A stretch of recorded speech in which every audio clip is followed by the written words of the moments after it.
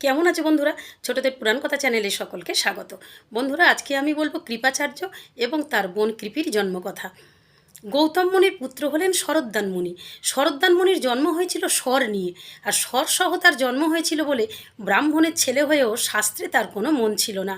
সব সময় তিনি ধনুর্বেদ নিয়ে ঘুরে বেড়াতেন। এই শরদ্দান মুনি যত বড় হচ্ছেন তত ধনুর্বেদ চর্চায় তিনি দক্ষ হয়ে উঠছেন। একবার শরদ্দান মুনি ভীষণ তপস্যায় বসেছে, আর তার তপস্যা দেখে দেবতারা ভয় পেলেন। দেবতারা ভাবলেন যে এই মুনি বোধহয় দেবত্বে উন্নীত হবে, আর দেবতারা তো চান না যে তাদের মতো সমান শক্তিধর কেউ হোক। তাই দেবতারা স্বর্গের অপ্সরাকে পাঠালেন শরদ্দান মুনির ধ্যান ভঙ্গ করার জন্য। সুন্দরী অপ্সরা এসে ধ্যানরত শরদ্দান মুনির সামনে দাঁড়ালেন, আর শরদ্দান মুনির তাতে ধ্যান ভঙ্গ হয়ে গেল।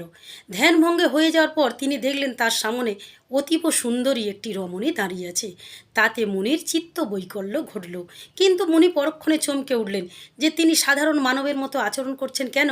তিনি চেয়েছিলেন ওখান থেকে চলে গিয়ে অন্যত্র তিনি তপস্যায় বসবেন।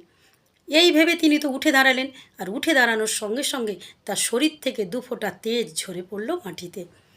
মুনি তো অন্যত্র চলে গিয়ে আবার ধ্যানে বসলেন, কিন্তু তপস্বীর তেজ তো ব্যর্থ হওয়ার নয়। তার সেই দুফোঁটা তেজ থেকে দুটি মানব শিশুর জন্ম হলো, একটি পুত্র এবং একটি কন্যা। বন্ধুরা, আজকের এই পর্যন্ত। পরের দিন আমি বলবো এই পুত্র কন্যা দুটির কী হলো। আজকের কাহিনীটুকু কেমন লাগলো বন্ধুরা, তোমরা লাইক কমেন্টস করে জানিও। যারা এখনও আমার চ্যানেলটিকে সাবস্ক্রাইব করোনি তারা আমার চ্যানেলটিকে সাবস্ক্রাইব করে দিও।